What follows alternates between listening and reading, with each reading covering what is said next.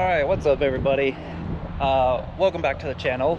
I thought today we'd kind of go over air suspension. So I've had this set up for about 3 months now, and just kind of thought I'd go over some pros and cons that I've come across with having this this air suspension, and kind of what I think of it. So first we'll start off with it's 2016 535D. Starting from way beginning, purchased it bone stock, and as you car guys and gals may know or understand, that usually these things don't really stay stock, right? I had the intention of keeping it stock. Gonna use it for like my dad car, my good daily, good gas mileage, that kind of thing. But you know, then you hop on the internet and you're like, what does it look like lowered? What does it look like with wheels? And you know, so on and so forth. So I actually started off with a tune with this car. That was my first thing that I did. Went to coilovers. I had the Silver's Neo Max coilovers on this. Great coilovers, by the way. I wanted bags. I've never tried them before. This is my first car with bags. Never wanted to pay the price for them, and never even considered doing the whole financing thing. I think that's a terrible idea, but that's another subject. Actually got the wheels sometime after the coilovers, but with the wheels I thought, dang, this would look really good back, right? So fast forward, I actually stumbled across a really good deal on a brand new set of bags, Airlift 3P, so I pulled the trigger.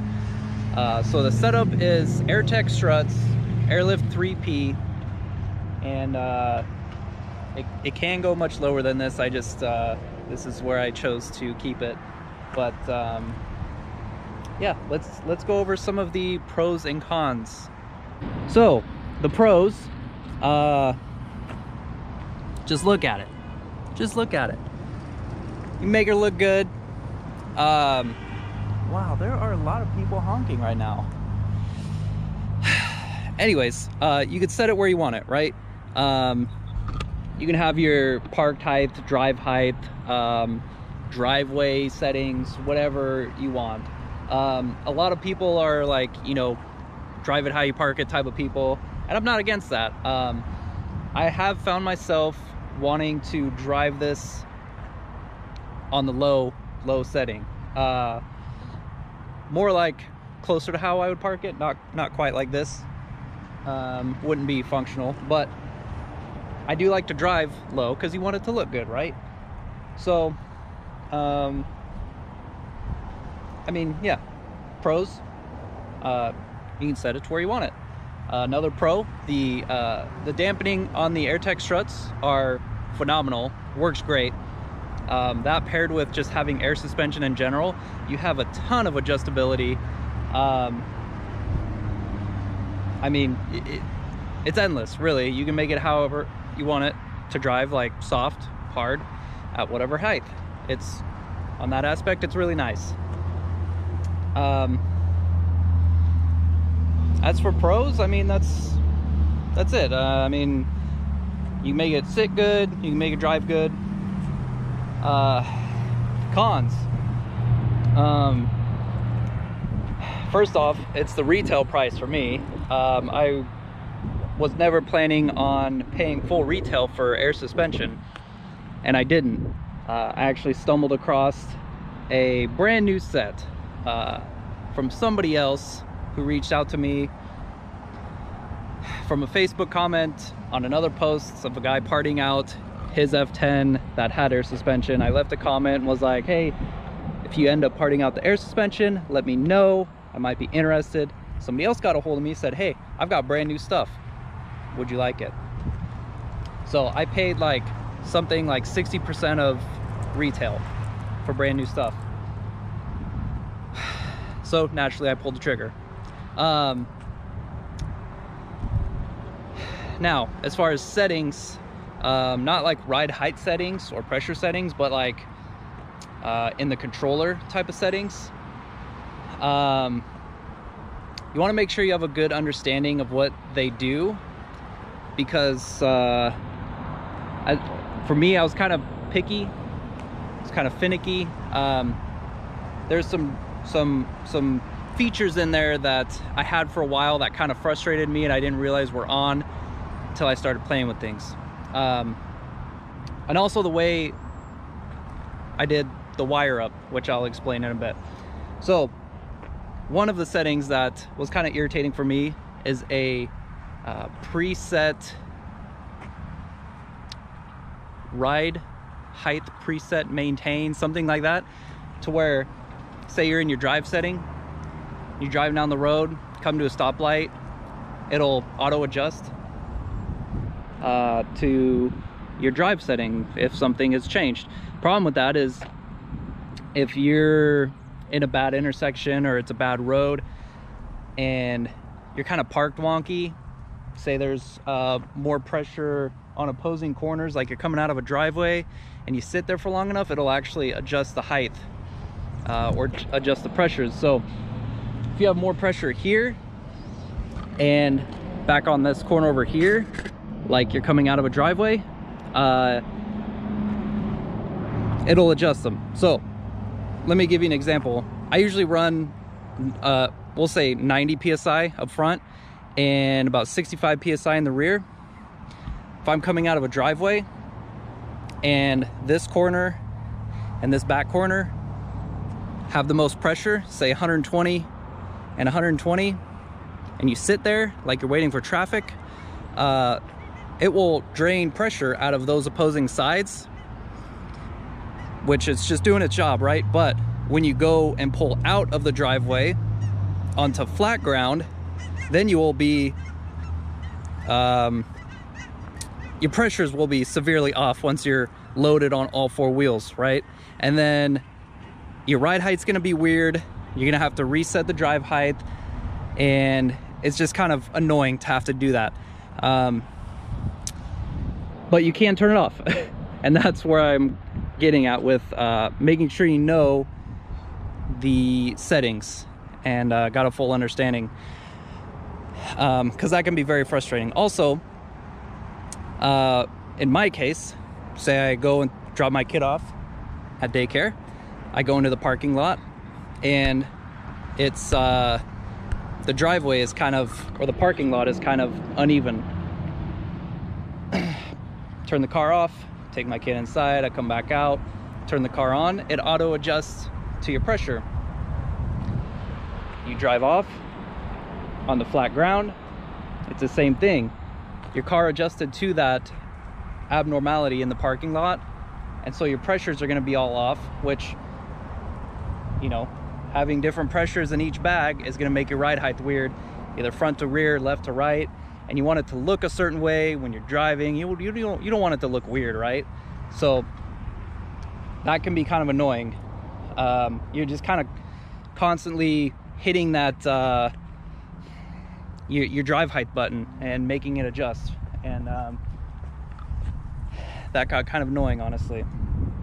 One other thing I have noticed is, say you put it in your drive mode, right? Your drive height. Say it's, like I mentioned in here, about, we'll say like 90 in the front, 65 in the rear. You could hit your drive button. We'll just go in the car. I'll show you. Let's just get in here. Let's turn this old girl on. Show you what this looks like when it's powering up. All right, so I have a little bit of pressure in there, but we're gonna click our center button here. That's our drive height. There we go. So drive height, trying to get the glare out of here. It's about 90 and about 65. I'll hit the button again, watch the green numbers. So those are the heights that I want to be at, I chose to be at while I drive. I kind of found that to be where I want my drive height to be. one issue that I have noticed about that is it doesn't really stay there. It'll randomly just kind of not like fluctuate a lot, but say my numbers I want to be at are 90 and 65. It'll kind of go like, I don't know, 85 in the front to 95 in the front, and then, you know, 70 in the rear to 60 in the rear, and it'll just kind of float there, and you can sit there, and unless you're like sitting still like right now, like that's pretty good. But if you start driving, it'll change. And if you turn off that ride height preset maintain setting, it won't correct it for you, which can be a good thing. But also, if it doesn't correct it for you, then it's going to stay not where you want it. Can be kind of annoying, especially if you have that fitment where your tire gap, well, let me get my, if you get your tire gap, you know, to where it starts to get pretty close right in here. So that's at my drive height, right? So if I start driving and this goes down to like 80 psi, we're gonna have some problems here. And that's where it gets annoying, because if you have coilovers, you don't have that issue, right? So one thing to keep in mind, it is a good system. I'm not knocking the system. It's just, you know, it's hard to get perfect. But it is what it is. Now, when I wired this thing up, you know, you wire a couple wires straight to the battery, and then you have a signal wire. So when you turn your car on, it sends power to the Airlift management, right? So normally you would say like just an accessories power.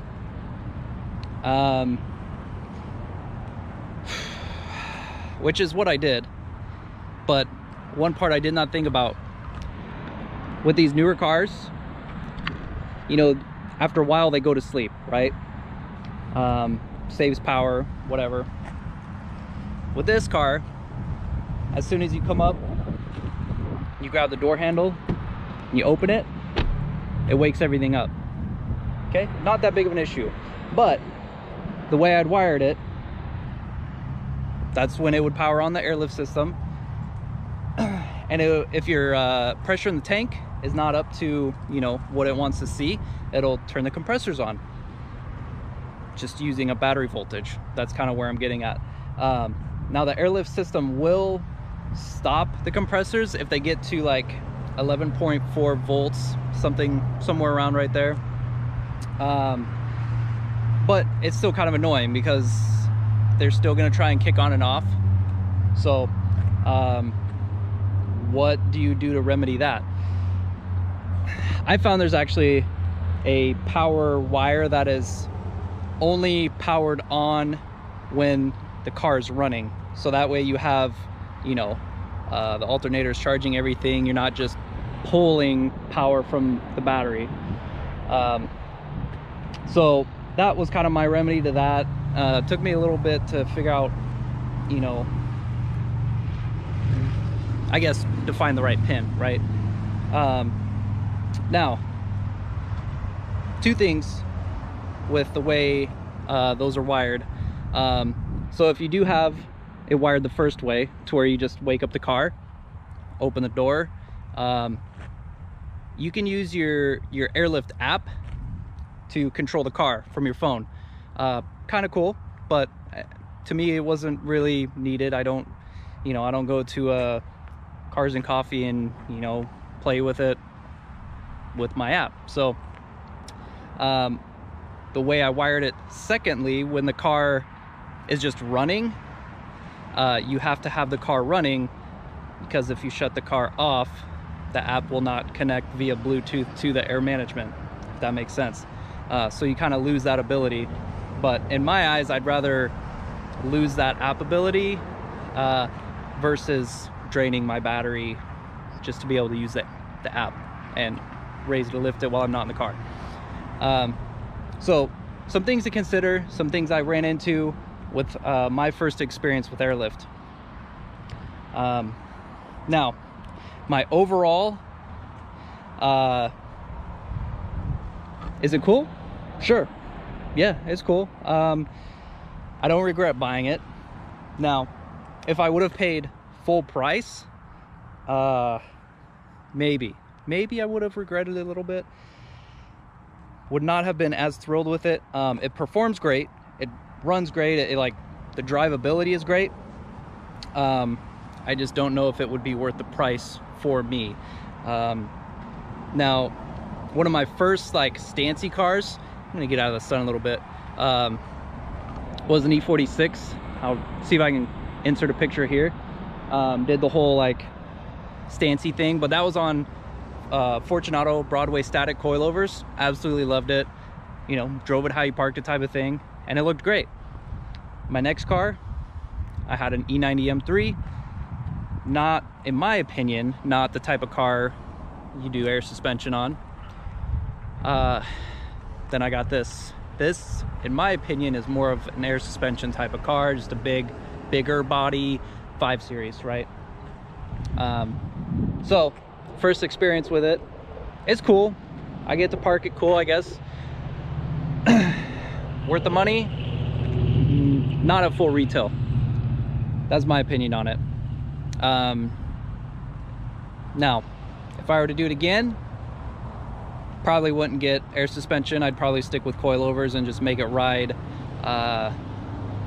nice on coilovers. How I'd want it to sit is how I would drive it, right? But you know, here we are. So I know that was a lot of rambling, and as I stumble my words here, it's been a while since I posted a video, and I apologize for that, but you know, I got kids now, man. Gotta cut me some slack here. Anyways, if you have any questions about the car, comments, concerns, comment below. And if you found any, you know, any of this video useful for you or informative, it would really help me out to subscribe or like or comment, you know, all the things. Also, feel free to follow on the socials, Instagram at Yellow Shop Builds, TikTok, all those things. You know, just help a brother out. Anyways, yeah, I think that just about does it. Appreciate you guys watching, and we'll catch you on the next one.